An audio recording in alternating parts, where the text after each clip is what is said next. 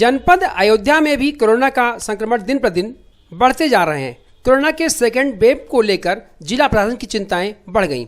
कोविड-19 protocol का पालन करवाने के लिए डीएम अनुज कुमार झा एवं एसएसपी शैलेश पांडे टीम के साथ शहर की सड़कों पर उतरे।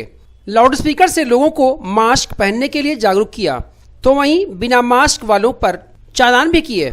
डीएम अनुज झा व एसएसपी शैलेश पांडे ने बताया कि सभी दुकानदारों को हिदायत दी गई, वहां अपने दुकान के सामने 2 गज की दूरी पर गोले बनाएं ताकि आने वाला ग्राहक सोशल डिस्टेंसिंग के तहत सामान खरीद सके।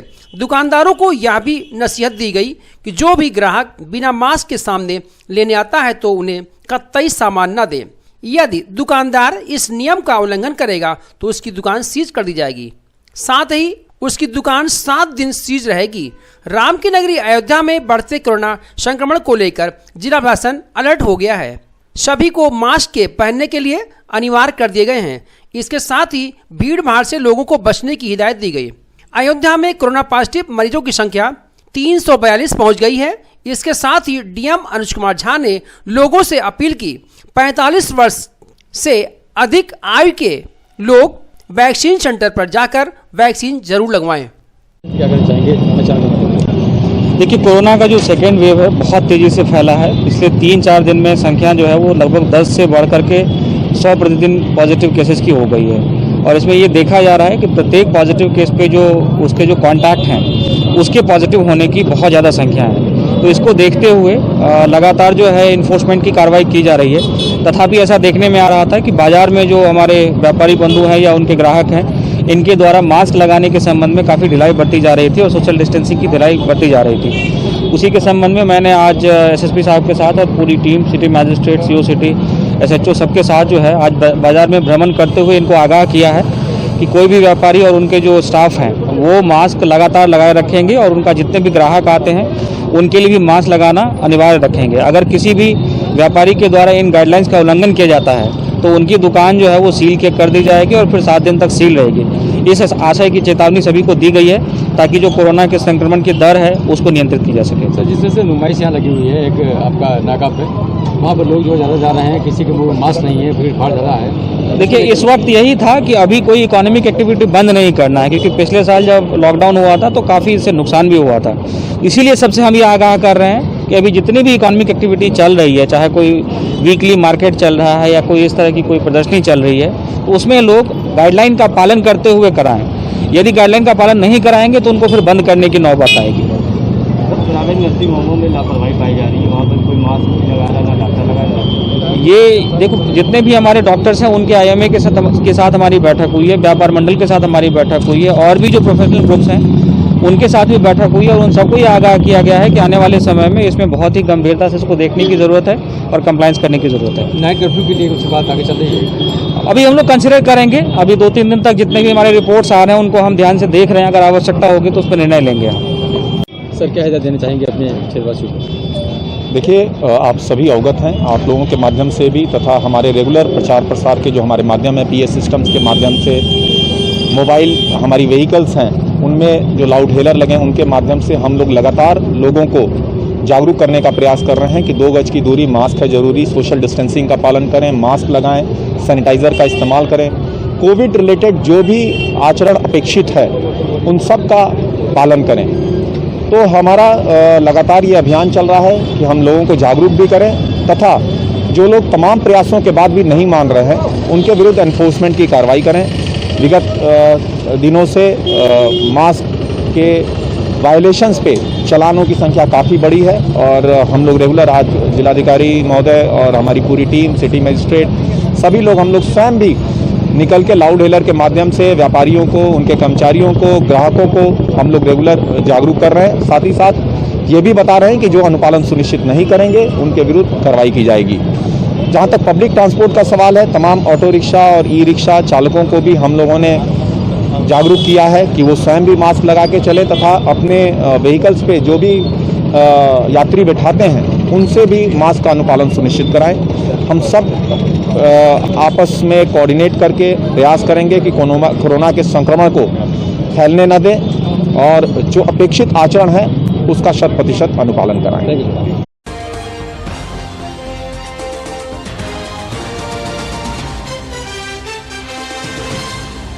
राम की नगरी अयोध्या में राम मंदिर निर्माण के साथ बढ़ रहे श्रद्धालुओं की संख्याओं को देखते हुए प्रदेश सरकार द्वारा मुख्य मार्ग को 4 लेन बनाए जाने के साथ प्रमुख मठ मंदिरों से जुड़ने वाले सभी मार्गों के चौड़ीकरण की योजना पर व्यापारियों ने विरोध तेज कर दिया है, जिसके कारण नपाई कार्य करने पहुंचे अधिकारियों की टीम को बैरंग लौटना पड़ा।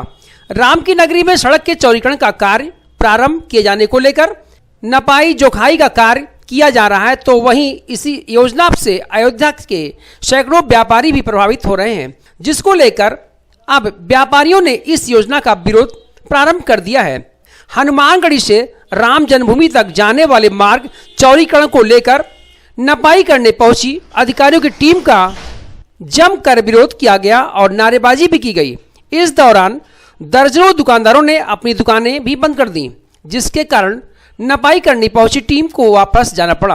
व्यापारी नेता नंद कुमार गुप्ता ने कहा कि अयोध्या में सड़क चौड़ीकरण के मामले में 9 महीने से दिन रात प्रशासनिक अधिकारियों द्वारा नाप जोख कर व्यापारियों को हैरान और परेशान कर रहे हैं और श्रृंगारहाट बैरियर से हनुमानगढ़ी के मार्ग पर नपाई का कार्य किया जा रहा था, जिसको लेकर स्थानीय व्यापारियों ने इसका विरोध करते हुए अपनी बनी दुकानें बंद कर दी, जिसके कारण प्रशासन की टीम को बिना नपाई किए वापस जाना पड़ा।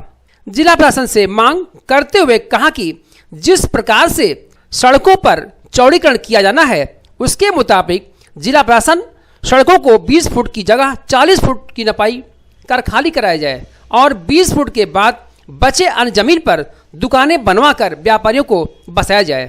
चौड़ीकरण के मामले में 9 महीना से दिन रात प्रशासन के अधिकारी नाप जोख करके हम लोगों को हैरान परेशान किए हैं। इसी संदर्भ में आज प्रशासन की टीम श्रृंगारहाट बैरियर से हनुमानगढ़ी की तरफ नापते हुए आगे बढ़ रही थी कि व्यापारियों ने इस नपाई के विरोध में अपनी दुकानें बंद कर दी और नारेबाजी करने लगे। लिहाजा हैरान परेशान होकर प्रशासन की टीम को बिना नपाई के वापस बैरंग जाना पड़ा। ये किस तरीके की नपाई है जो हुई है, किस तरीके की नपाई है जो चिन्ह लगाया गया, ये क्या मामला है इसका पूरा? उजाड़ रही है। जबकि हम लोग विकास का साथ देना चाहते हैं, हम प्रशासन से निवेदन करते हैं कि जितनी भी उनको सड़क चाहिए उससे 40 फुट ज़्यादा लेकर दोनों तरफ 20-20 फुट की दुकानें बना दी जाए और विस्थापनों को स्थापित कर दिया जाए। हमारा विकास में सहयोग रहेगा। और इसके लिए आपने कुछ कार्रवाई भी की है? इसके लिए भी कुछ कार्यक्रम किया गया आप लोग को तरफ से? आज यहाँ पर जब हम लोग अपनी दुकानें बंद कर विरोध कर रहे थे, उसको देखते हुए प्रशासनिक अमला अपने आप बैरंग वापस चला गया है और हम लोग ये मांग करते हैं जिलाधिकारी महोदय से कि व्यापारियों की एक बड़ी बैठक कर जिलाधिकारी महोदय स्वयं आए, चीज़ों को बताएं। हम लोग विकास के सहयोग में है, विकास विरोधी नहीं है, बशर्ते हम लोगों की रोजी की क्या व्यवस्था है उसको भी प्रशासन बताने में प्रयास करे, उसके बाद अधिकारियों को आगे बढ़ाए। दुकान बंद श्रृंगारहाट बैरियर से जिस हिसाब से जन्मभूमि की तरफ नपाई का कार्य चल रहा था उसको देखते हुए हनुमानगढ़ी परिक्षेत्र के कपिलगंज बाजार, हनुमानगढ़ी बाजार, हरिद्वारी बाजार, न्यू मार्केट बाजार, हरिश्चंद बाजार, रामगुलेला बाजार के व्यापारियों ने बंद कर इस 4 लेन चौड़ीकरण का विरोध किया है।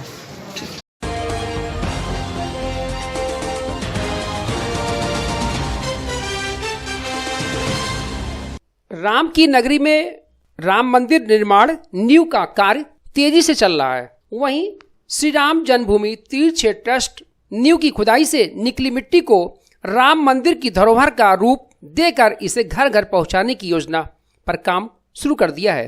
रोजाना यहां रामलला का दर्शन करने के लिए पहुंचने वाले श्रद्धालुओं की भीड़ इसे पवित्र रजकरण मानकर इसकी पैकेट डिब्बी अपने साथ ले जा रही है। श्री राम जन्मभूमि तीर्थ क्षेत्र ट्रस्ट के कार्यालय प्रभारी श्री प्रकाश गुप्ता का कहना है कि मंदिर निर्माण से निकली मिट्टी कारसेवकपुरम में रखी जाएगी। मठ मंदिरों के संतों एवं बाहर से आने वाले श्रद्धालुओं ने राम मंदिर स्थल से मिले रसकण की मांग की है, जिसे छोटी डिब्बी में पैक करके कारसेवकपुरम में वितरित की जाएगी। राम मंदिर निर्माण के लिए नींव की खुदाई भी निकली मिट्टी भक्तों के लिए आस्था की प्रतीक बन गई है। इसलिए ट्रस्ट ने इस मिट्टी को श्री राम जन्मभूमि रजकण नाम दिया। गर्भगृह व मंदिर परिसर से निकली मिट्टी को छोटी छोटी डिब्बियों में पैक किया गया है। कार्तिकपुरम से अयोध्या दर्शन को आने वाले श्रद्धालुओं को रजकण भेंट किया जा रहा है, जिसके लिए बड़ी संख्या में लोग रजकण के लिए कार्तिकपुरम पहुंच रहे हैं। श्रद्धा के साथ मिट्टी को ले जा रहे हैं क्योंकि राम जन्मभूमि का गर्भगृह का स्थान ऐसा है जिस पर बहुत लोगों ने बलिदान किया है और बहुत संघर्ष के बाद आज ये दिन देखने को मिल रहा है, तो स्वाभाविक है उसकी गर्भगृह की मिट्टी से लोगों को प्रेम है। साधु संतों को भी उसका आदर है, प्रेम है उनसे। तो जो बाहर से आते हैं, मठ मंदिरों से साधु आते हैं, श्रद्धालु आते हैं, तो वो गर्भगृह की मिट्टी साथ में ले जाना चाहते हैं अपने यहाँ, अपने प्रदेश के या अपने मठ मंदिर में उसको रखने के लिए, तो उनको उपलब्ध कर दी जाती है। ईश्वर की कृपा से मिट्टी की कोई कमी तो है नहीं। कुंभ की मिट्टी है, तिलक करो, ये बलिदान की मिट्टी है, लाखों लोग। अब आप जैसा उस भाव लाए, ये तो आपके भाव के ऊपर है। जैसा आप भाव लाएंगे वैसा आप उसके बारे में सोचेंगे। मिट्टी लेने के लिए लोग लाते हैं, कुछ सामान लाते हैं, कुछ डिब्बा लाते हैं, कुछ डिब्बिया भी लाते हैं, दे दी जाती है उसमें। और उसके लिए कोई ऐसा तो है नहीं कोई प्राविधान किया गया हो, कोई मांगता है भैया वो ठीक है लाओ, आप कुछ डिब्बा लाए हो, कुछ लाए हो, लाओ देते हैं, तो उसमें उनको मंगा के दे दी जाती है। सर आगे भी क्या श्रद्धालुओं के लिए ये सुविधा दी जाएगी कि जब तक मिट्टी उपलब्ध रहेगी। अच्छा, मिट्टी हमारे पास अभी उपलब्ध है, कल बनेगी, जरूरत पड़ेगी यहाँ पर भी। और अगर वो पटाई में या उस समय इस्तेमाल हो गई, क्योंकि मिट्टी बाहर तो कहीं जानी नहीं है, तो इस्तेमाल हो गई तो फिर जब नहीं रहेगी तो स्वाभाविक है